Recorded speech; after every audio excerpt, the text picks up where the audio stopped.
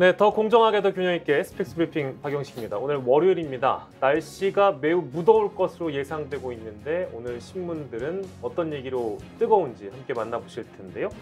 오늘 아침부터 달궈지는 내용들은 아무래도 경찰국 설치와 관련된 경찰들의 반발 그리고 정부 차원의 대응들이 아주 뜨겁습니다. 이 내용 포함해서 오늘의 여론 만나보는 시간인데요.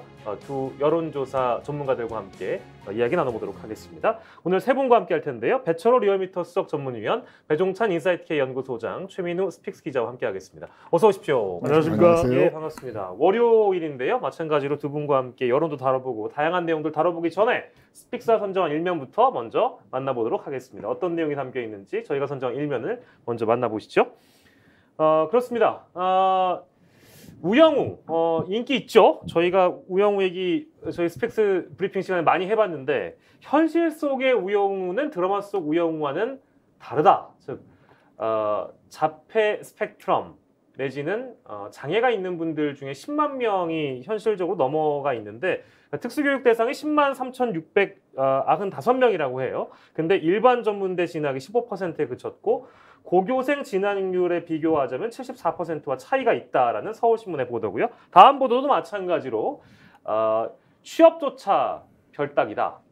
교육 지원이 절실하다라는 측면에서 우리가 항상 그렇습니다만 K 컨텐츠 내지는 유행하게 되는 어떤 그런 드라마나 영화에서 잠깐 조명받고 현실에서는 이렇게 기사화되고 나서 실질적인 지원을 못 받는 경우들이 많이 있습니다. 그래서 어떤 대책들이 필요할지 잠깐만 언급해보고 갈 텐데요. 배 소장께서는 어떻게 보셨습니까? 굉장히 중요한 말씀이에요. 그러니까 자칫 우투도 영투도로 네. 사실 우리가 알아야 될 부분들이 가려지면 안 되겠죠. 지금 뭐 한국판 종이집보다도 더 흥행하고 있는 대박 지금 우투도 영투도 우영우 이상한 변호사 네네. 이를 통해서 우리가 이 박은빈 배우의 메소드 연기도 주목을 해야 되지만 더 중요한 것은 대부분의 우리 자폐 스펙트럼 트라우마를 겪는 우리 주변에 우리 이웃들이 이럴까 이런 모습일까 그건 아니거든요. 여기서 세 가지를 저는 알아야 된다. 일단 인식 부조화를 좀 깰 필요가 있을 것 같아요. 예. 그건 다른 거죠. 실제 체감하는 것은 분명히 다를 수 있습니다. 또 하나 여기서 중요한 것은 좀 비차별적인 인식도 필요하다. 이런 얘기를 참 많이 합니다. 왜냐하면 장애인도 너무 장애인들을 바라보는 그 시각이 문제가 될 수 있다. 예. 같은 다 일반인이다. 누군 조금 더 불편하지 않고 누군 불편할 따름이다. 마지막으로 저는 더 중요한 것이 바로 이 부분입니다. 10만 명이 넘는데 과연 우리의 특수교육이 그들의 눈높이에 맞춰져 있을까? 자칫 더 일반적인 환경에 적응하기 힘든 교육을 하고 있는지 모르겠어요. 그러니까 무슨 말씀이냐? 그냥 특수교육이야! 이러고 교육을 실시하는데 저는 정말 이들의 눈높이에서 재정적인 지원까지도 보탬이 되는 추가가 되는 그런 오히려 이럴 때는 차별적인 환경을 만들어준다. 이들을 차별하라는 이야기가 아니라 다른 일반적인 학생들과는 교육 환경, 특수 환경은 차별적인 환경이 조성돼야 된다. 이들이 잘 적응할 수 있도록 이 세 가지를 꼭 우리가 우투도 영투도를 통해서 기억을 해주시면 좋겠습니다. 예, 꼭 그 말씀 기억해 주셨으면 좋겠고 배철호 의원께서도 한 말씀 주시겠어요? 그 마지막 우리 그 배종찬 소장께서 이렇게 좋은 의견 지적했던 것 한층 더 나가자면 바로 이게 소재지 스픽스가 있는 소재지에 있는 강서구에 5년 전에 이렇게 그 특수학교 설립 토론회가 있었습니다. 저는 아직도 그 장면이 좀 잊혀지지 않습니다. 그 부모가 무릎을 꿇고 오열을 하면서 제발 우리 애들 좀 우리 자녀들 당신들의 누구일 수도 있지 않느냐 좀 교육을 할 수 있도록 사실 예전에는 좀 분리교육을 했었는데 어느 순간 통합교육을 하다가 또 더 심한 사람들은 좀 특수하게 좀 해달라는데 그때 주민들이 요구했던 게 뭐냐면 특수학교가 아니라 한방병원 설립해야지 왜 특수학교냐. 맞습니다. 구청장 나와라. 뭐 연판장 돌리고 그랬거든요. 우리 사회 좀 아주 조야하고 아주 수준 낮은 인식의 단면인데 사실 그 저런 심신장애 뭐 신체 장애뿐만 아니라 정신장애까지 있는 그 자녀를 가진 혹은 가족이 있는 사람이라면 현실 속 우영우가 참 드라마는 잘 만들었다지 모르지만 아까 기사에서 나왔듯이 현실은 또 어떠하냐 이 문제 사실 해마다 장애날 되면 얼마 전에도 용산 앞에서 그 부모님 500명 넘게 삭발을 했었거든요. 예, 예. 좀 인정해두고 좀 어떻게 좀 사회적으로 좀 장치를 마련해 달라. 그래서 그 드라마의 인기와 방금 이 기사의 현실 예. 어떻게 좀 조화를 맞출 것인가 네. 좀 그 생각을 좀 해봤습니다. 예. 숫자로 봤을 때 뭐 소수이기도 하기 때문에 주목을 못 받는 건 당연히 아픈 일이고 특히 일반적으로 받을 수 있는 권리들을 못 받고 있다라는 측면에서는 우리가 같이 조명해 봐야 되는 얘기인데 로스쿨 입학은 뭐 작년에 단 6명에 불과했다고 하고요. 평균 월급은 만약에 취직을 한다고 하더라도 월에 197만 원이 평균적이라고 합니다. 아무튼 뭐 전문직 취업은 더 어려워졌고 교육이나 복지 측면에서도 지원을 못 받고 있기 때문에 드라마 속 우영우만 주목할 것이 아니라 우리 현실 속의 우영우도 좀 주목을 해주십사. 저희가 스픽사 선정 1면을 가져왔고요. 그 인터넷에 나와 있는 댓글들 혹시 모은 게 있다면 좀 소개를 해드릴까요? 네, 우선 뭐 드라마는 드라마이지 예. 그걸 확대 해석할 필요는 없다라는 분위기고 어우. 또 뭐 우영우 이후에 뭐 장애우의 월급 취업률 이런 등의 기사들이 많이 기사화가 되고 있는데 네. 이걸 그 드라마에서 자폐 스펙트럼에 대한 거를 소재로 한 것만으로도 충분한 설정이다. 드라마로 봐줬으면 좋겠다라는 의견이 있었고 네. 실제로 제가 대구에 살고 있는 집 근처에 예. 특수학교가 있어요. 예. 근데 전혀 불편함도 없고 그리고 집값 오를 거는 다 오릅니다. 하기 때문에 저희 국민들의 좀 인식 변화가 필요한 걸로 보입니다. 예, 알겠습니다. 자, 다음 기사 만나보겠습니다. 스픽스가 선정한 일면 만나보고 있는데 조선일보에서는 이 독자 제공이라고 하는데요. 섬뜩한 기사입니다. 지금 저게 어떤 화면이냐면 지난 4월 14일하고 21일에 서울 동작구의 한 다세대 주택에서요. 남성이 20대 여성이 홀로 사는 집의 화장실 창문을 통해서 내부를 들여다보고 있는 모습이거든요. 저 가운데 있는 까만색으로 보이는 저 형상이 사람의 모습입니다. 남성이 저렇게 보고 있고 화장실 창문에 얼굴을 들이밀고 일주 사이에 4번을 몰래 훔쳐본 30대가 그 여성이 직접 설치한 CCTV에 덜미가 잡혀서 스토킹 처벌법을 적용해서 검찰에 송치됐다고 합니다. 근데 혼자 사는 분들에게는 매우 공포스러운 기사이기도 하고 실제 자녀를 둔 분께서도 우리 딸이 만약에 혼자 산다면 이 기사를 보고 얼마나 놀라셨을까 싶어서 그리고 이 기사는 또 이제 조선일보의 독자가 제공한 보도이기 때문에 조선일보에서밖에 찾을 수가 없었던 보도인데요. 무섭습니다. 배 소장님 어떻게 보셨어요? 저는 이거 굉장히 심각하다. 근데 참 성과 관련된 부분에 대해서 굉장히 상투적이거나 교과서적인 답변을 하는 것은 이제 해결책이 안 될 것 같아요. 네네. 왜냐하면은 이른바 이제 엿보기죠. 잘못된 성왜곡, 일탈이죠. 예. 근데 실제 이게 범행으로 이어질 가능성도 상당히 높은 겁니다. 어떤 상황이 될지 모르고 굉장히 이 집의 방범 상태가 허술하다 그러면은 이 엿보던 남자가 어떤 짓을 저지를 수는 알 수 없는 겁니다. 그리고 대체로 우리 사회가 지금 이게 성추행, 성왜곡, 성일탈이 남성이 여성을 상대로 한 주로 이제 그런 흐름이 되고 있는 것인데 여기서 중요한 건 저는 성감수성 자체가 거의 테러 수준이다. 그러니까 이런 일들이 간단한 방법으로 또 손쉽게 단기적으로 개선이 안 될 거예요. 저는 뭐냐면 굉장히 좀 비범한 처방을 해야 된다. 자, 우리가 생각해 볼 수 있는 게 처벌을 좀 강화하자. 아니면은 여성들이 혼자 살고 있을 법한 그런 좀 이 취약 지역의 경호를 강화하자.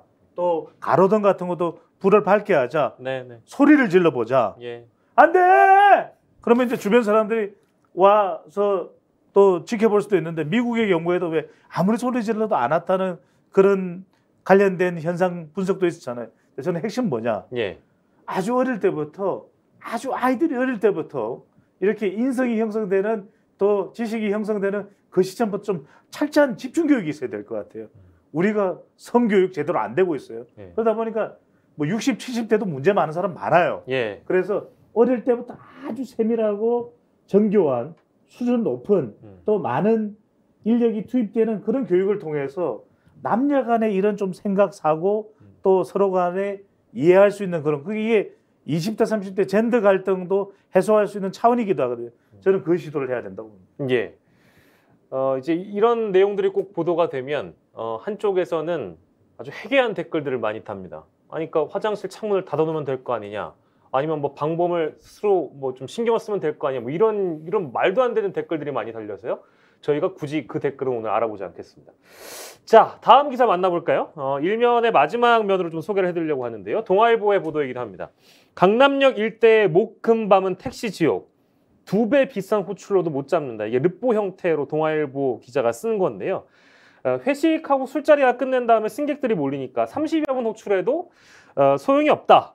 뭐 혼잡을 피하려고 술을 더 마신다. 이제 이런 시민들도 당연히 있을 법합니다. 저도 택시가 안 잡히면 이럴 바에 차라리 2시까지 먹자. 이제 이런 분들이 있을 수 있고요.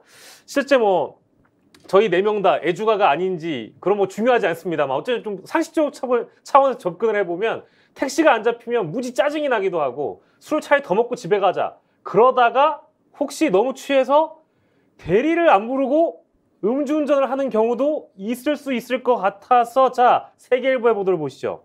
대리가 안 잡혀서 여전히 음주운전 불감증이다. 이건 또 세계일보의 보도입니다. 휴가철 특별 단속을 했는데 압구정에서는 2시간 사이에 4명이 적발됐거든요. 근데 2명이 면허 정지, 2명이 면허 취소 처분입니다. 물론 택시가 안 잡히는 거는 차치하더라도 음주운전은 절대 해서 안 되는 일이겠죠. 근데 딱 2잔 했다, 아쉽다, 뭐 이런 반응들은 절대 나와서는 안 됩니다. 배철호 의원님, 솔직히 이런 심리는 어디에서 나오는 걸까? 심리에 앞서서 이렇게 이런 일이 왜 빚어졌는가를 좀 볼 건데, 저도 이제 저녁에 이제 집이 김포라서 서울에서 잡으려고 하면은 좀체 힘들지가 않아요. 쉽지 않습니다, 진짜. 근데 한번 제가 여쭤봐서 왜 이렇게 택시 잡기 힘드냐니까 코로나 영향을 뽑더라고요. 왜냐하면 특히 개인 택시는 모르겠지만 회사 택시 하시는 분들은 지난 2년 반 끌고 코로나 기간 상당히 힘들었지 않습니까? 너무 이렇게 산학금 채우기도 힘들었다. 그러면서 다들 배달 시장으로 다 인력이 다 빠져버렸어요. 실제로 보면은 차고지에 차는 많은데 사람이 없어 못 돌리더라 라는 뭐 코로나 영향이 있더라 했을 때, 아직도 사실 그분들이 다시 택시 운전대를 잡기에는 안정성이 아직도 좀 만족치 못하다, 그런 반정을 또 이야기하시는 게 있고, 또 하나는 카카오 이야기를 안 할 수가 없는데 실제로 택시 기사들, 택시 운전하시는 분들에게 카카오 저희 특정 뭐 회사명을 언급하는 게 많이 보였죠. 그게 약이면서 독이라고 그래요. 약이면서 독이다. 왜냐면 코를 바로 잡을 수 있다는 그런 편리함도 있지만은 거기서 또 카카오를 얼마를 주냐면 또 그 안에 그레이드 또 상위 버전의 그걸 또 하고, 그러다 보니까 장거리를 혹은 딱 꿀자리 꿀노선만 먼저 하려고 그러다 보니까 충분히 택시가 있으면, 문제는 택시가 없어서도 있지만은 있음에도 불구하고 이른바 골라서 잡는다. 그래서 더 늦어진다. 좀 그 이야기를 좀 하더라고요. 봤을 때 이것도 코로나라는 어떤 사회적 환경, 또 이제 카카오 택시라는 어떤 또 무슨 기술적 진화가 또 빚어낸 택시가 없어서는 아니다라는 걸 저는 굳이 한 말씀 더 붙이고 싶어요. 저는 이 말씀을 드리고 싶어요. 일단 12시 12,000원을 올리자. 그 말씀은 뭐냐면 이거 이렇게 가다가는 해결이 안 됩니다. 그러니까 트리즈 솔루션을 해야 된다. 이게 뭐냐? 문제의 원인을 알고 현실적인 해결책을 찾자. 저는 12시 12니까 12,000원 올려주자. 그 말은 뭐냐? 차라리 돈을 조금 더 내고라도 타겠다는데 차가 없다는 거예요. 그러면 돈을 당당하게 낼 수 있고 당당하게 타고 더 택시 영업도 더 당당하게 할 수 있도록 만들어주자. 그러니까 지금 대리운전이 안 잡혀서 음주운전했다 이런 얘기까지 나오고 있거든요. 그러면 지금 원인은 뭐냐? 12시경을 전후해서 서울의 시청, 종로, 광화문, 강남 택시 안 잡힌다 이거예요. 그럼 원인은 뭐냐? 택시는 없는데 콜은 많다. 그러면 콜을 줄이든지 택시를 늘려야 되는데 콜을 줄이기는 쉽지 않잖아요. 그럼 택시를 늘리자. 택시를 늘리는 방법은 자고 있던 택시만도 깨어나서 나오게 만들자. 그러면 그건 돈이거든요. 그럼 차라리 12시부터는 차라리 15,000원. 그러니까 이제 이게 제가 상징적으로 12,000원 말씀드린 것은 무조건 12,000원이나 기준 요금과 거리당 요금을 더 늘리자. 늘려서 택시가 적어도 한 15%라도 더 놓으면 상당 부분이 해결될 수 있어요. 그리고 택시가 더 안 잡히는 지역에 대해서는 조금 더 요금을 추가하자. 그래서 그 접점에서 운영을 했는데도 이렇게 해봤는데도 한 석 달간 운영을 했는데 안 된다. 그때 가서 방금 전에 우리 배철호 존경하는 위원님께서 말씀하신 그 타다나 우버 등을 예. 부분적으로 규제를 허용하는 방안으로 단계적으로 일정 이른바 트리즈 솔루션을 하는 거죠. 예, 예. 플랫폼 사업자들의 택시도 더 늘려야 되는 뭐 여러 가지 의견들이 나오고 있는데요. 뭐 저희가 이제 기사 나왔으니까 잠깐의 경험을 좀 공유해 보자면 저도 새벽 뭐 1시 전에 뭐 12시 넘어가면 굉장히 안 잡혀요. 거의 안 잡히잖아요. 자야 돼. 근데 광화문에서 너무 안 잡혀서 종각 일대였거든요. 예. 거기서 저희 집이 이제 은평구인데 멀리 가야 된다 그러죠. 아니 뭐 그런 것도 있지만 근데 저도 이제 플랫폼 사업자인 카카오를 한번 잡아보려고 가장 그 이제 비싼 그레이드 아까 말씀하신 것 중에 까만색 카카오 그렇죠, 까만색 블랙. 네, 카카오 까만색으로 잡는데 그게 혼잡 비용 플러스 알파가 돼가지고 엄청 붙잖아요. 맞아요. 모범보다 더 비싸니까. 맞아. 얼마 정도 그 타고 갔을 것 같습니까? 6, 7만 원? 오 어떻게 하셨으면 7만 5천 원을 내고 제가 집에 돼요. 가본 적이 있습니다. 원래는 얼마가 나오는 거리인가요? 원래는 뭐 평균적으로 18,000원도 안 나오죠. 그렇죠. 6, 7만 원이면 서울 동서 끝을 왕복을 해도 그 비용이 안 나올 수 싶어요. 그렇죠. 이제 일반적일 때. 그러다 보니까 이제 더 먹고 가야 된다. 이제 더 남아서 한 3시에 가면 3만 원이 되거나 이러다 그렇죠. 보니까요. 예. 그러니까 제 말씀은 뭐냐면은 트리저 솔루션은 뭐냐? 6, 7만 원 낼 게 아니라 예. 차라리 일반 택시에다가 택시에게? 택시에 그럼 기본적으로? 18,000원 거리인데 네. 3만 5천 원 줄게. 네. 그게 더 차라리 낫다는 거예요. 그렇죠. 예, 맞습니다. 그렇게 해서 네. 15%, 20%를 더 나오도록 만들어 버리자. 예, 예. 이제 이 전략으로 가야 되는 거 아니냐? 알겠습니다. 뭐 여러분께 또 따로 제가 묻진 않았지만 저와 함께하고 있는 세 분 다 애주가가 아닐까 그런 눈빛으로 택시 한번 못 잡아봤다 이제 이런 눈빛으로 저를 쳐다보셔서 알겠습니다. 오늘의 일면 저희가 함께 해봤고요. 어쨌든 그래도 대리가 안 잡히든 택시가 안 잡히든 음주운전은 절대 안 될 일입니다. 예, 다음 주제 넘어가도록 하겠습니다. 뭐 오늘 가장 뜨거운 주제 중에 하나겠죠. 경찰의 난. 경찰의 난이 잘못됐는지 잘못을 가리기 이전에 이 1차 책임은 누구에게 있는가 등등을 좀 바라보려고 합니다. 자, 근데 첫 번째로 가져온 자료 사진은 바로 공문이죠. 경찰청으로부터 날라온 공문입니다. 경찰 공무원 인사발령 통지라고 해서 류삼영 전 울산광역시 경찰청 울산중부경찰서장의 대기 발령 관련된 공문이 떡하니 나와 있습니다. 이분이 총경급 모임을 주도했기 때문에 본보기식으로 정권이 찍어낸 거 아니냐라는 비판들이 나오고 있는데요. 조선일보를 볼까요? 경찰청에서는 공무원 복종 의무 위반이다. 총경 모임에서는 인사로 입을 틀어막으려고 한다. 총경 모임과 행안부와 입장 차이를 보여주고 있는데 경찰국 신설과 관련해서도 그렇고요.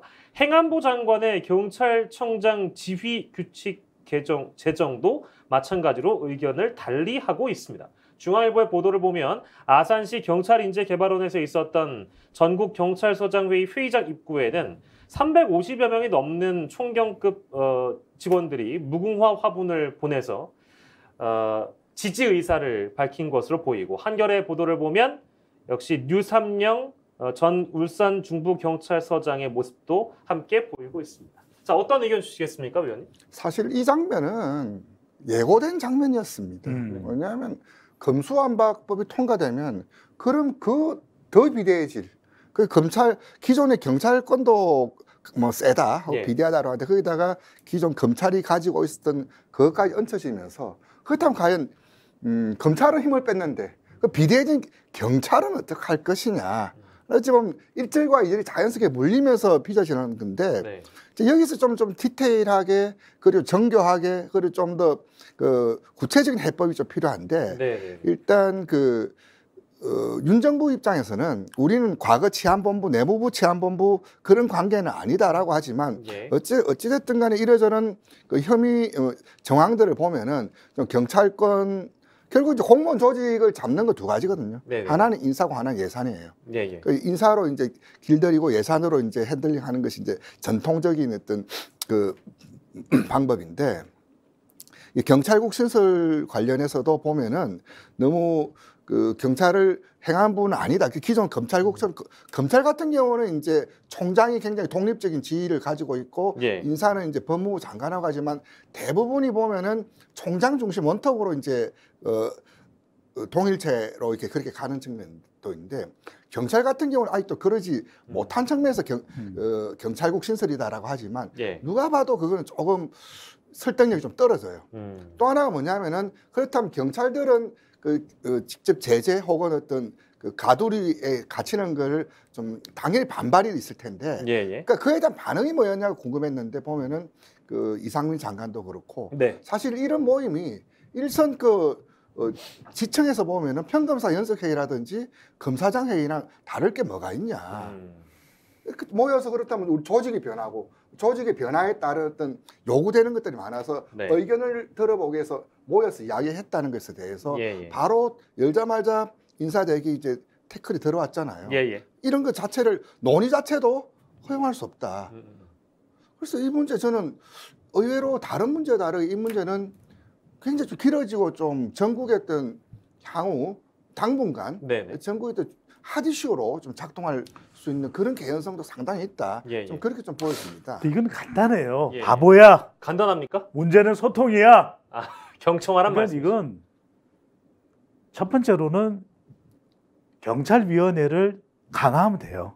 경찰위원회를 강화하고 2년 뒤면 총선 뒤에잖아요. 예, 예. 2년 뒤에 경찰국이 필요하면 그때 가서 설치하겠다. 이러면 문제가 해결되는 겁니다. 일단 보류시키고 경청하자. 그런데 배 위원께서 말씀하신 대로 이건 갈등이 예고됐던 거예요. 예. 예고됐던데 이렇게 가면 MZ세대 대통령 지지율 가뜩이나 낮은데 예. MZ세대 여성 중도층 이탈합니다. 예. 자, 뭐냐? 경찰국을 설치하면 경찰도 혈압 올라가. 그다음에 행정안전부도 이게 갈등이 되니까 혈압 올라가요. 다 혈압 올라가. 그럼 국민 혈압 올라가. 윤석열 대통령 혈압 올라가. 다 고혈압돼. 그럼 왜 이걸 하는 거죠? 자, 근데 이걸 멋들어지게 해결하는 방법은 뭐냐면 예. 경찰국에 대한 거부감을 최소화하면서 경찰이 비대해지는 것을 견제하면 되잖아요, 그죠? 네. 그러면 그 방법은 뭐냐? 경찰 지금 유삼령 총경도 그 이야기하고 있는 거예요. 경찰위원회를 강화한 다음에 바짝 강화하는 거예요. 그런데 그걸로 충분하지 않다. 2년 뒤에 총선 뒤에 당당하게 대통령이 국정운영 평가를 받아서 그때 가서는 자신감 있게 설치를 해버리면 되거든요. 예. 그러니까 이게 소통이 없는 거야. 그러니까 이상민 행정안전부 장관이 윤석열 대통령의 서울법대 중앙고등학교 4년 후배인가 그래요. 오죽했으면 윤석열 대통령 상민아 내가 경찰 그거 만들어야 될 것 같아. 난 부하가 아니잖아. 그런데 저는 이럴 때일수록 오히려 경찰하고 소통을 경찰 가족들끼리 합하면 20만 명이에요. 예, 예. 지지율 또 떨어집니다. 네. 이럴 필요가 뭐가 있어요? 유삼령 다 불러다가 그리고 지금 경찰청 내정자도 부하 외동 저기 자고 우명 자충우돌 우총자돌 하지 말고 네. 이럴 때일수록 경찰을 단단히 다져서 내가 대신 가서 이상민 장관과 소통하겠다. 예. 그런 모습을 국민들은 원하는 겁니다. 예. 경찰 내부적으로는 좀 부글부글 끓고 있는 모양인데 이제 나도 징계하라, 나도 대기 발령하라 지금 이런 목소리가 내부에서 나오고 있고요. 아까 저희가 잠깐 정리했습니다만 행안부와 경찰들의 입장 차이를 좀 정리하고 갈까요, 최민우 기자?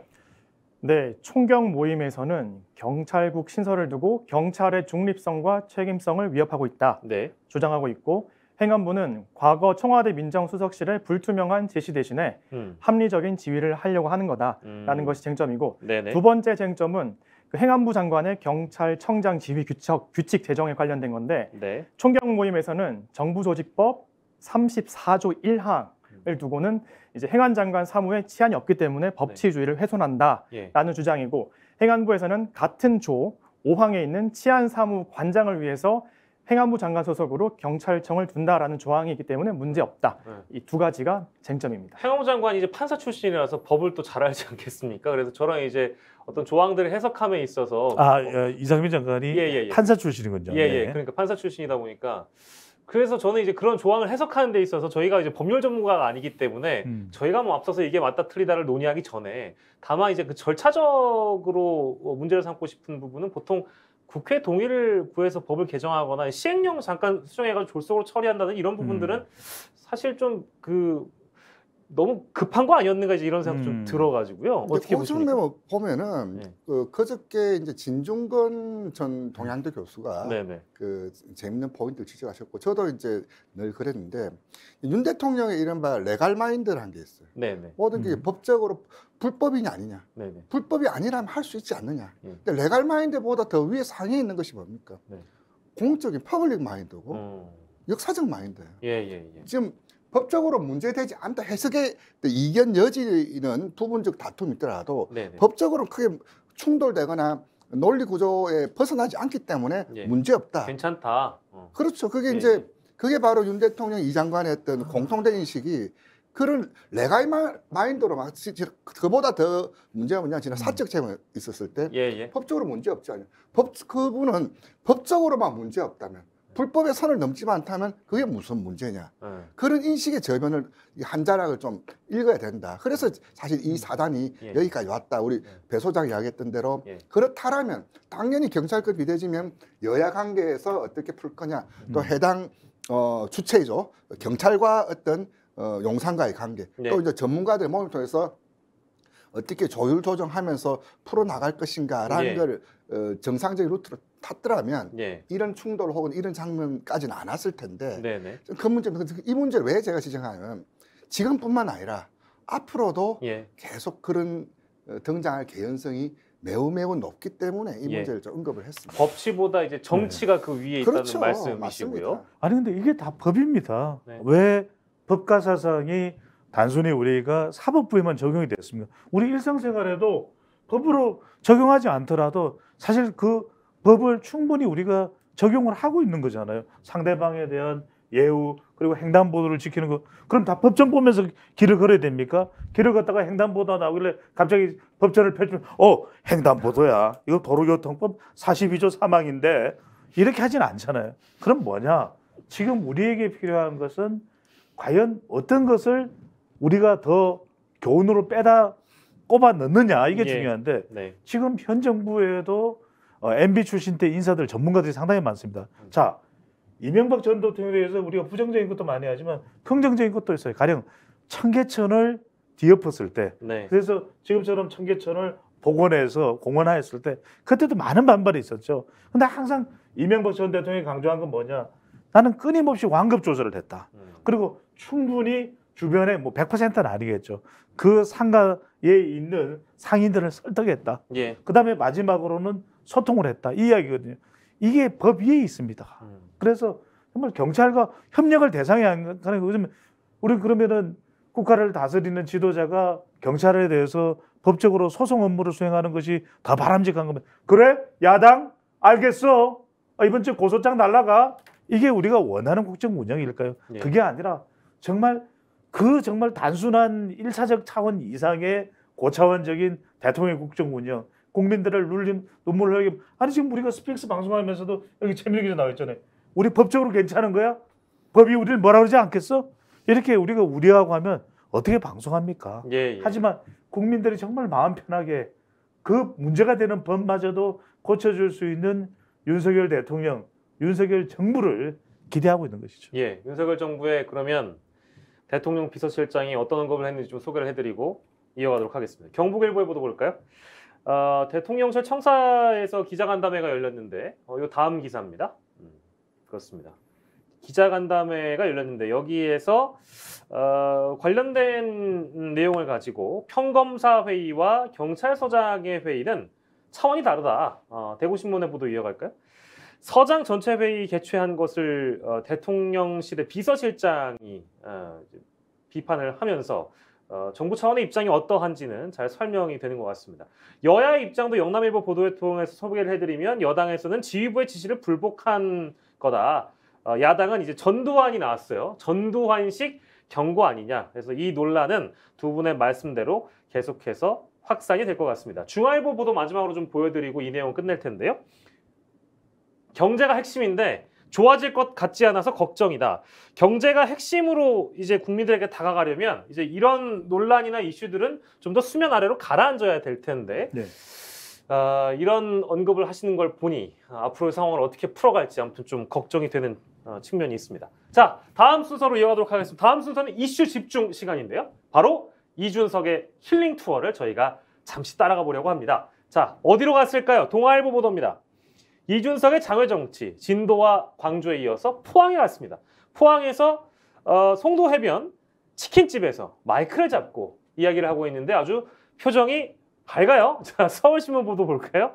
이준석, 저희는 힐링 투어라고 이제 명명해놨는데 전국 기행이라고 서울신문은 보도를 하면서 현안 발언을 접고 장외에서 존재감을 과시하고 있다. 이제 이런 치맥 번개에 대한 내용 마찬가지로 얘기하고 있고, 자, 여기서 저희가 짚어봐야 될 거 국민일보.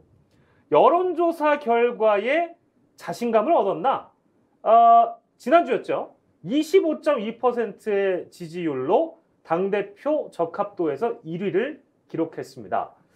어떻게 봐야 될까요? 배철호 위원님. 아무래도 진짜 이준석 대표가 자신감을 얻어서 저런 행보를 보이는 걸까요? 자신감 분명히 얻은 걸로 보입니다. 사실 윤리 징계 끝나고 주말 지나면서 바로 이준석의 반발이 있지 않을까라고 네. 19분 다 그렇게 예상을 했습니다. 반발 형태는 일단 방송 출연, 예. 소셜 미디어를 통해서 부당함을 적극적으로 치고 올 것이다. 전면전 붙는다라고 했는데 의외로 입당하기 좋은 날 이러면서 사라져 버렸어요. 여의도에서.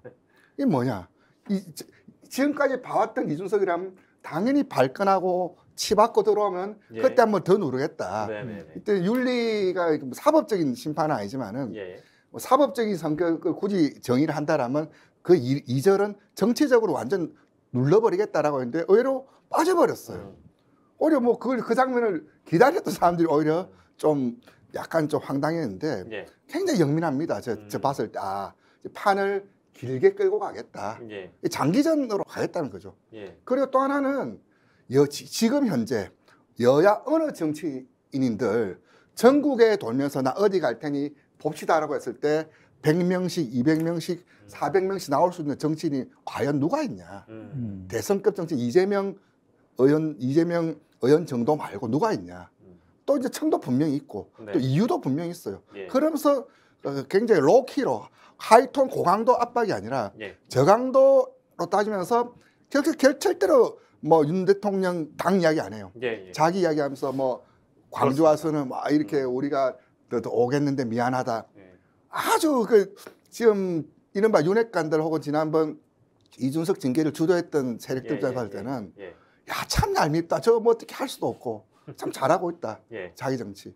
뭐 진짜 잘하고 있다라고 보여지고 문제는 이제 어느 정도 요 이제 6개월 중에서 이제 좀 스물스물 지나고 한 2, 3개월, 한 1, 2개월 남으면 언제 오냐 그것만 쳐다볼 텐데 지금은 뭐 하고 있는데 예.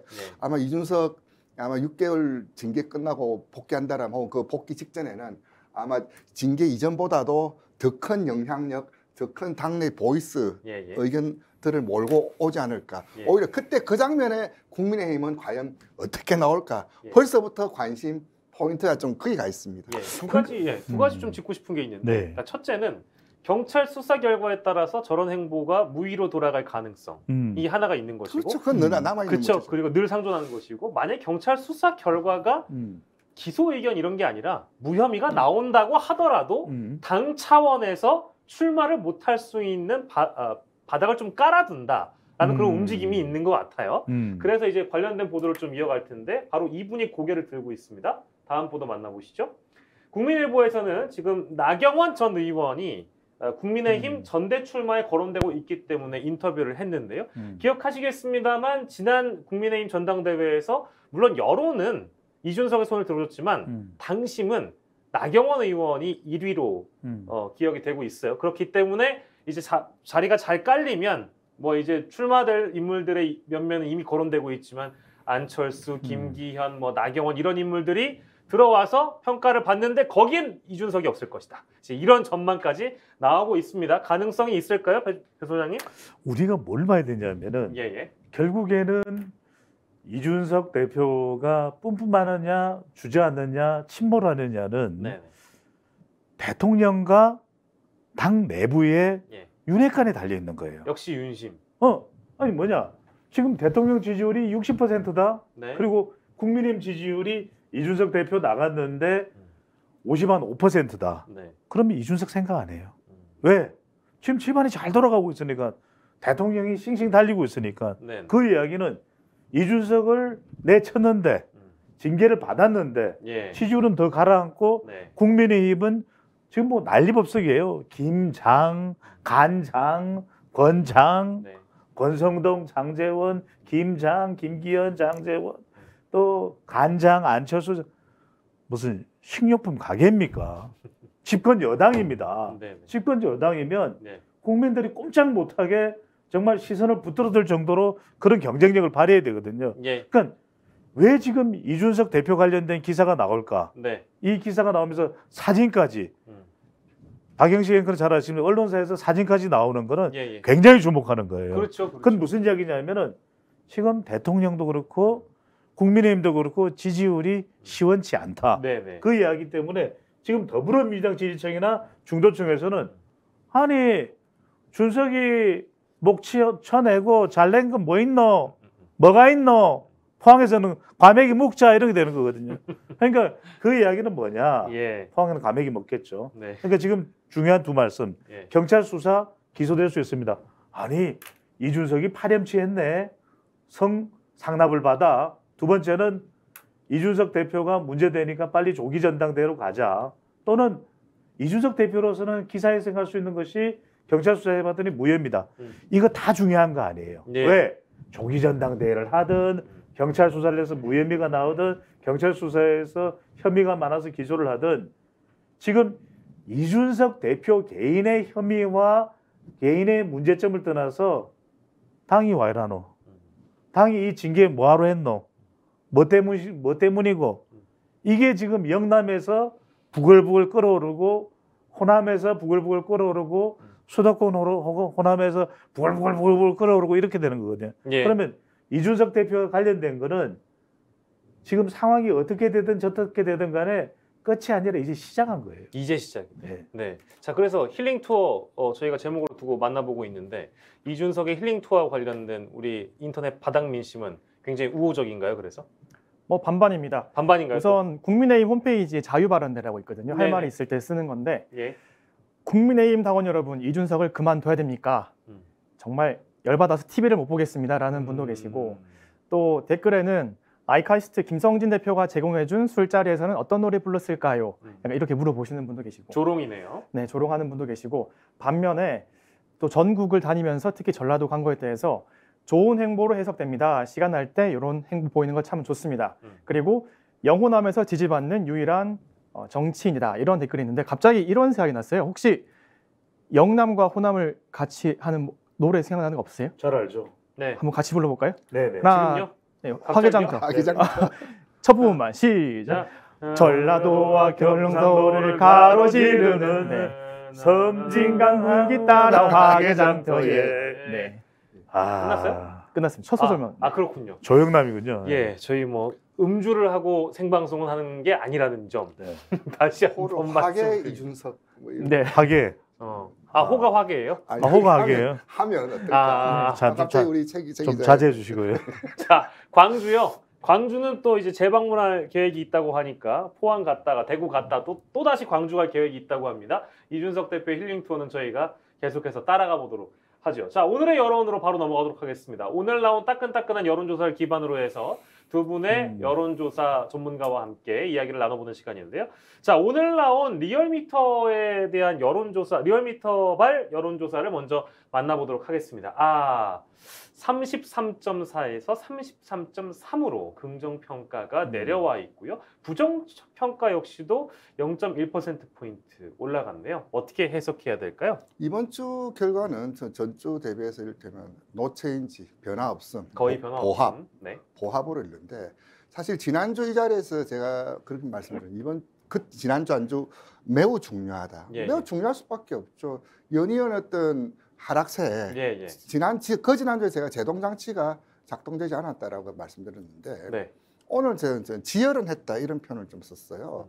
여기서 사실 더 밀려버리면 여기서 더 밀리면 이제 앞자리 바뀌는 것밖에 안 남았던 거고 네. 그리 돼버리면 그 지지율 하락 가속 정도가 아니라 일단은 거의 뭐 붕괴 혹은 뭐 복구 가능하냐 이 정도까지 말이 나는데 어쨌든 지난주에 용산도 그렇고 당도 그렇고 총출동을 했었죠. 예. 이른바 스텔스 뭐 총리 스텔스 실장이라고 불렸던 뭐 아까 김대기 그 실장도 나왔지만은 거의 뭐 수석들 총출동하고 당도 총출동하면서 그만큼 지지율 총력 방어전에 나섰다. 예. 나섰기 때문에 그 반등은 없지만 최소한 이번 주에 브레이크 잡힌 모습이라도 보여줘야지 예. 그나마 좀 숨고르게 들어갈 텐데 이번 주마저도 저 하살표가 아래 방향으로 갔더라면 이거는 과연 뭐 어떻게 해야 될지 뭐 백가쟁명식 원인 분석과 책임론 그 이래야 된다 저래야 된다 그러면 더 혼란이 가중될 상황이었다. 어쨌든 지금 용산과 국민의 입장에서는 그나마 여기서 브레이크를 잡은 것으로 이제 숨은 좀 돌릴 수 있는 상황이다. 예, 예. 그렇게 좀 총평을 근데 드릴 수 있습니다. 지금 굉장히 배 위원님이 예. 리얼미터 수석 전문위원으로 수석? 계시니까 네, 수석. 또 예리한 분석을 해주시면 저는 지금 정말 시한폭탄을 안고 있는 상황이다. 왜 그러냐면은 좋아야죠. 대통령 지지율 좋아야 국정 운영도 잘 될 수 있는 것이고 예. 그리고 여소야대에서 주도권을 가져가야지 뭔가 현안들이 해결이 됩니다. 안 그러면은 네. 주도권을 가져가는 것은 대통령이어야 되지 야당이 주도권을 가져간다고 해서 당장 국정 현안이 해결되는 게 쉽지 않은 거 아니겠습니까? 더군다나 이번 주에는 대정부 질문회 있거든요. 한 세 가지로 나눠보자. 예. 그래프를 다시 한번 보여주시면 예, 예. 지금 강보합 하락세다. 강보합 여기에서 하락세. 조금이라도 올라갈 수 있는 조짐이 보였어야 되는데 예. 지난주 한 주 동안인데 깡그리 박박 긁어 모아봤더니 네. 33.3이다. 예. 0.1 그리고 부정도 0.1이 늘어났다. 네. 이건 미세하지만 하방 추세 자체가 전환되지는 않았다. 예. 이 이야기거든요. 그건 뭐냐? 보수층보다는 이제는 보수층에서는 위기감에 따른 강보합이 되고 있다. 하지만 MZ세대, 2030 세대, 여성 중도층, 블루칼라. 이 블루칼라는 왜냐하면 거제도 하청 노조 파업이 가까스로 타결은 됐지만 예, 예. 이것 자체가 갈등의 불씨는 잉태되어 있는 것이란 말이에요. 그 다음에 학생들 지금 뭐 등록금 문제도 있고 네. 그 다음에 자영업층은 지금 방역 지금 6만 명, 7만 명 늘어나는 상황에서 어떻게 될지 알 수가 없는 상황입니다. 예. 자 그래프 하나 더 보시면은 이건 KSY 예, 예. 한국사회여론연구소가 금요일 토요일이기 때문에 리얼미터와 비교를 해보면 토요일 하루가 더 조사된 거예요. 이것도 부정적인 평가가 가라앉지 않고 있다. 네. 강보합이지만 하락세가 그대로 있다. 자 여기서 우리가 핵심은 뭐냐? 여기에 이제 거제도와 하청 노조가 이제 타결이 됐고 또 인사 부분이 부분 봉합된 건 있습니다. 네. 그런데 왜 제가 시한폭탄이라는 말씀을 드리냐? 여기에 이번 주 오늘부터인가요? 대정부 질문이 있죠. 네. 또 하나가 뭐냐? 경찰국이에요. 이게 자칫 중도층 플러스 지지층이 추가 이탈될 수 있다. 그러니까 지지층도 기다려보는 거예요. 기회를 더 줄게. 한번 해봐. 예. 좀 중재를 해봐. 네네. 이런데 안 되면 예. TK, 봉화, 의성, 마늘로 유명하죠. 여기서도 갑자기 마그라노 이게 나오는 것이거든요. 예, 예. 그래서 저는 상당히 이 지지율이 염려스럽다. 네. 좋아져야 되는데 예, 예. 염려스럽다. 네. 이렇게 분석을 부정 평가가 나올 수 있는 포인트들은 이미 크게는 뭐 지금 경찰국 사태라든지 대정부 질문이라든지 그 부분을 짚어주셨어요. 그럼 이번 주에 이제 하는 거 봐서 다음 주 월요일에 저희가 똑같이 두 분을 모시고 얘기할 때는 어떤 결과를 받아들일지 모르겠습니다만 호재를 찾을 수 있는 타이밍인가라는 생각도 좀 드는데요. 지금 상황에서 그 지지율의 급반등, 강력한 턴어라운딩이 나오기는 좀 어렵습니다. 지지율 일단 사이클 패턴을 봤을 때 일단은 지금은 저점 브레이크를 잡고 이게 이른바 지지선을 확인하면서 다시 이제 모멘텀 플레이를 통해서 가야 되는 상황인데 네.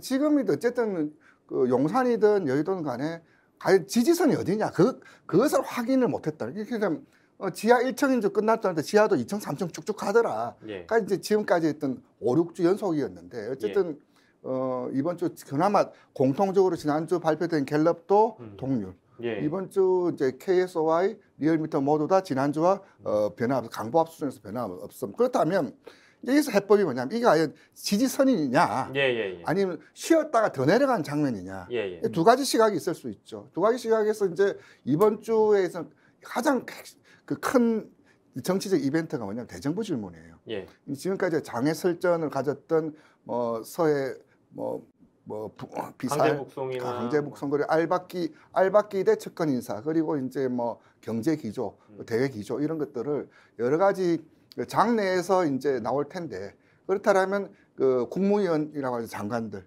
또 여당 그 2대1 이제 이 상황에서 어떻게 그 내용을 전할까 어떤 내용들이 좀 이런 한 건 잡힐까에 따라서 초반 초 중반 지지율 방향성을 결정하는 데서 어떤 핵심적인 어떤 이벤트일 것 같고요. 그리고 뭐 아까 배 수장이 했듯이 나름 뭐 경찰국이라든지 이런 정치적인 좀 쟁점들도 좀 몇 개 좀 남아 있는 것들도 있어요. 그래서 이번 주 같은 경우는 과연 아까 말한 일단 지지선 확인하면서 일단 숨고르기 좀 들어가고 좀 길게 보자면 8.15 메시지, 취임 100일 국민 토론 이까지 좀 지지율 좀 강하게라도 좀 버텨주면서 갈 것이냐, 아니면 쉬었다가 다음 주 까보니 앞자리 바뀌더라냐. 굉장히 중요한 시점입니다. 그래서 아마 이번 주 지지율, 아까 말씀드렸던 대정부 질문하고 이제 몇 가지 정책 이슈를 어떻게 핸들링, 어떻게 풀어나갈 것인가는 그 좁게는 이번 지지율을 보는 거지만 좀 크게 보자면은 윤 정부 초반 그 6개월 1년에 했던 그 개혁 동력을 어디서 발견할 수 있느냐. 당장 연금 특위도 지금 띄워놓은 상태인데 여러 가지 좀 풀려고 지금 이제 그 강성규 수석도 오늘 아침 나죠. 이제 우리가 손발 맞추고 하나씩 둘씩 풀려고 한다라는데 그 제대로 풀릴지 말지. 하여튼 여러 가지를 좀 운명 짓는 크리티컬 타임이 이번 주 아니냐, 그렇게 좀 보여집니다. 이번 주가 진짜 중요하게 받아들여질 텐데, 국정 운영 평가, 국정 지지도 만나봤는데 혹시 관련된 바닥 민심 조사된 게 있습니까? 네, 우선 뭐 윤석열 대통령 지지율 하락세 주춤이라는 표현에 대해서는 주춤이라는 표현이 맞냐, 여전히 헤맨다가 맞는 것 아니냐, 이런 글도 있었고, 그리고 또 윤석열의 장관 임명, 뭐 직원 채용, 뭐 건의사랑 때문에 국민들 지쳐간다, 이런 글도 있고, 반면에 또 윤석열 대통령을 지지하는 분들은 이제 석 달도 안 된 정권이다, 조금 흔들기가 심하다, 그리고 한 6개월 정도는 지켜봐야 할 것 같다, 이라는 것도 있었고, 그리고 또 화계 이준석을 소환한 분도 있어요. 그래요? 이 상황을 지금 아무도 대처를 못한다. 화계 이준석을 복귀시켜라. 이런 이준석 대표가 지지도 내가 올려줄 수 있다, 이제 이런 발언을 한 적도 있어서 아무튼 그런 댓글이 있는 모양인데, 저희 정당 지지도 바로 만나볼까요? 정당 지지도도 좀 주요하게 봐야 됩니다. 근데 양당 다 올랐어요. 이건 또 어떻게 봐야 되는지 해서 국민의힘 같은 경우에는 전주에 비해서 0.6%포인트 올라간 것이고요. 더불어민주당은 0.4%포인트 올라갔습니다. 어떻게 해석해 볼 수 있을까요? 저희들이 이제 그 주간 단위 조사지만 매일 1조사를 매일 하거든요. 사실 저희는 딱 하나입니다. 금요일 원구성. 그 지난주 이제 키워드를 보자면 타결. 대우조선해양도 타결되었고 원구성 타결됐고, 사실 지난 금요일에 타결되지 않았으면 둘 다 나란히 꺼졌을 거예요. 1조사를 보자면은 그 국민의힘도 금요일은 이렇게 40선을 회복한 걸로 나타났거든요. 어쨌든 국민들은 과방이냐, 사계이냐, 뭐 몇 대 몇이냐 이거보다는 빨리 국회 문을 열어서 나라 방향, 현재 문제를 좀 여야 머리 맞대고 좀 해법 좀 내놔라, 이런 주문이었는데, 어쨌든 금요일날 원구성이 만약 안 됐더라면 여전히 나란히 좀 꺼졌을 그런 상황이었다, 그렇게 말씀드립니다. 근데 뭐 53일 놀아놓고 지지율은 저도 좀 빗바른 칭찬 아닐까 싶기도 하고. 배 위원님 나오셨지만 저는 좀 야단쳐야 될 것 같아요. 조사가 너무했다. 아니 뭐 지금 리얼미터가 너무했습니까?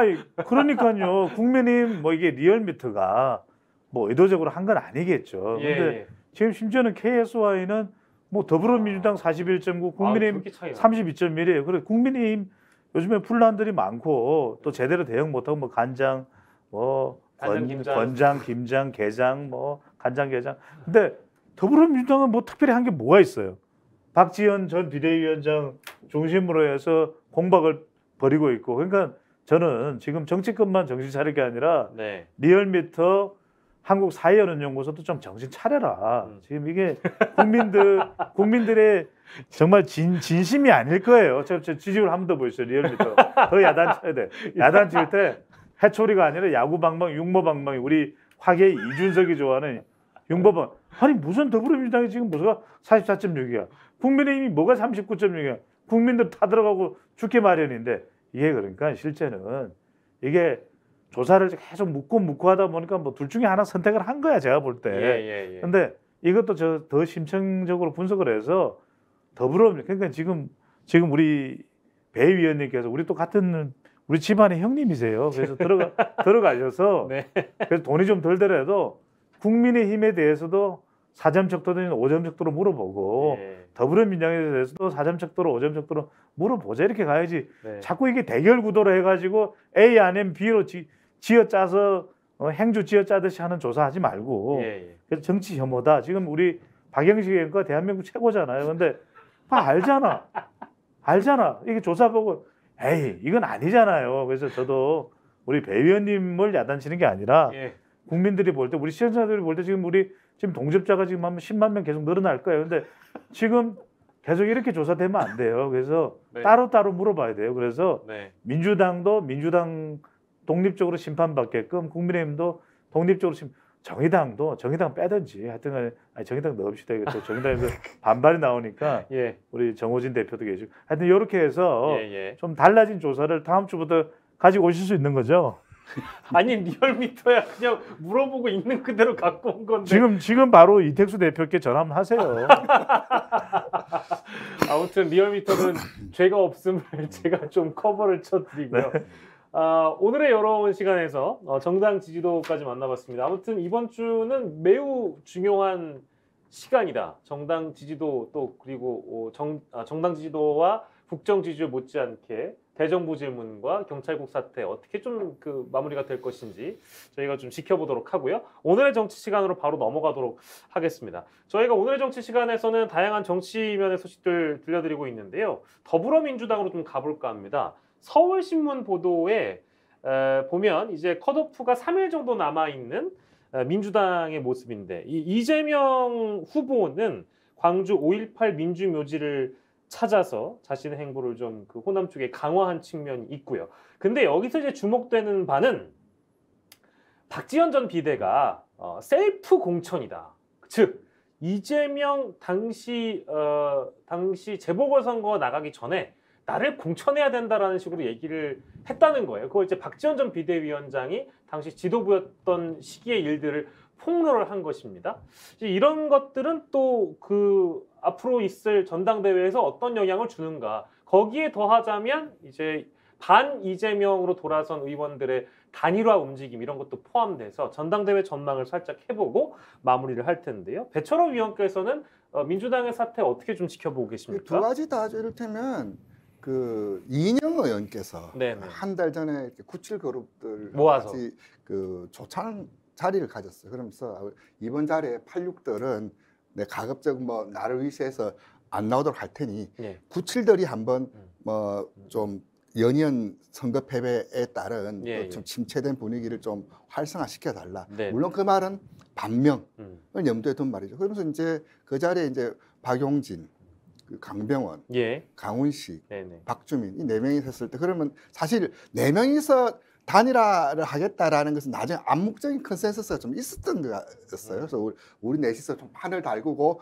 하나로 압축해야지 이게 레이스가 되지. 냈다 나오면 이미 컷 되면 뭐 적어도 둘, 셋은 지금 나가야 될 판이고. 그래서 가장 적극적인 건 박용진이죠. 그렇죠. 왜냐하면 이제 대중성 인지도라는 게 있기 때문에.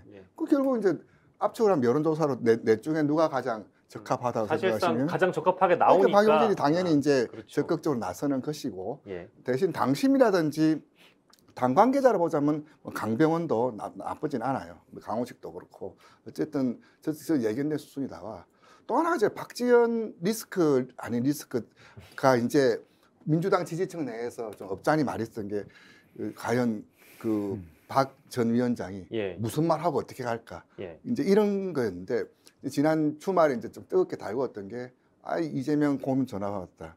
나한테 공천 해달라고 좀 힘을 써달라. 사실 그 전에는 앞자리는 뭐였냐면은 당원들의 요구에 또 당의 어떤 활로를 열고자. 저기 이제 내 고민이 아니라 주변의 어떤 요청과 당의 미래를 위해서 그 자리에 나섰다라고 했는데 이른바 민낯 내지는 좀 전문용어로 뽀록 다 나버려서 모양새가 굉장히 좀 우습게 돼버렸죠. 그랬는데 글쎄 저기 아마 또 그와 유사한 류의 비대위원장 시절에 있었던 이러저런 것들도 좀 뭐 말이 그렇지만 추가 폭로라 그럴까요? 하고 뭐 어떤 이건 아니다라는 나름의 어떤 소명의 의식에서 하겠다라는 그런 관측들도 좀 있는데 글쎄 이게 또 전대 흐름에 또 어떤 영역 당연히 이재명에게는 배드뉴스죠. 악재죠, 악재. 다른 측면으로 짚어서 배 수장께 질문드리면 물론 지금 박지원 리스크 아닌 리스크라는 표현을 배 의원께서 해주셨습니다만 이재명 어차피 당대표가 이재명이 되면 어대명이 되면 된다고 해도 만약에 이재명 리스크가 있을 수 있다. 당 입장에서는 그러니까 반 이재명 쪽에서는 그런 주장을 하고 있어요. 만약에 실제 경찰 수사나 이런 데에서 기소 의견 이런 거 나오면 직무 정지가 되는 거 아니냐 당대표가. 이러면 이거 이재명 리스크다. 이제 이런 식으로 주장하고 있잖아요. 그게 첫째. 그리고 둘째로 셀프 공천 논란까지 실제 이재명이 가는 길에 굉장한 걸림돌이 되는 내용들입니까? 배 소장께서 어떻게 보세요? 가당치 않은 거다. 가당치 않습니까? 왜 그러냐? 지금 그러면은 더불어민주당 전당대회요. 더불어민주당 지지층들이 분수책, 친명, 반명, 친문, 개딸, 양아들, 박지원 전 비대위원장 온갖 소란 법석 모르고 이재명 지지를 할까?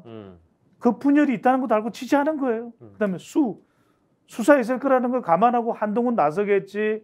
검찰총장 아직 안 뽑았는데 검찰총장 뽑아서 식물총장이든 동물총장이든 여하튼 검찰총장도 협력해서 수사하겠지. 예. 그 수사도 알고 있어요. 지지층들이. 예. 누가? 지지층들이. 근데 마지막에 책임. 지방선거 왜 책임 안 져? 대선은 왜 더 책임 안 져? 그거 모르고 더불어민주당 지지층에서 10명 중 그 8명에 가까운 압도적인 지지를 받겠어요. 그러니까 더불어민주당 지지층들은 하이리스크 배팅했어. 그러니까 이명박이 왜? 이거 큰일 나실 발언입니다. 이름이 두 글자 같으니까 이재명으로 가보자. 예. 이재명으로 가서 MB가 아니고 JM이죠. 이재명으로 가서 예. 이재명이 민주당이고 민주당이 이재명인데 2년 동안 투자해서 총선 때 뭐 나오나 보자. 예. 안 되면 뭐 우리 집안이 풍지박산 나는 거고 예. 풍지박산이 나더라도 가보자. 고! 못 먹어도 고! 이 상황인 거예요. 예. 그렇게 딱 규정을 해주셨고, 최민우 기자, 이재명 관련돼서 혹은 전당대회 관련된 바닥 민심 확인하고 저희 마무리하겠습니다. 네, 이재명 의원이 봉화마을을 찾은 거 가지고 예. 친명계와 비명계에서 댓글창도 아주 뜨겁고요. 예. 그리고 또 단일화에 대해서는 민주당 발전 계획이 중요하지 아젠다 없이 반 이재명계로만 단일화해서는 무슨 의미가 있냐라는 말도 있고, 예. 또 보수층으로 보이는 분은 재헌절에 국회에서 당대표 선거 출마하는 모습 봤으니 광복절에는 검찰 포토라인에 서는 모습 보고 싶다. 예. 이런 댓글도 남겨주셨습니다. 예, 알겠습니다. 오늘 세 분과 함께 월요일 브리핑 함께 해봤습니다. 배철호 리얼미터 수석 전문위원, 인사이트K 배종찬 연구소장, 스픽스의 최민우 기자와 함께했습니다. 고맙습니다. 감사합니다. 예, 오늘의 한마디 시간입니다. 필요 조치를 하겠다. 윤석열 대통령이 경찰 반발 확산에 대해서 행안부, 경찰청에서 필요 조치를 할 것이라고 오늘 밝혔습니다.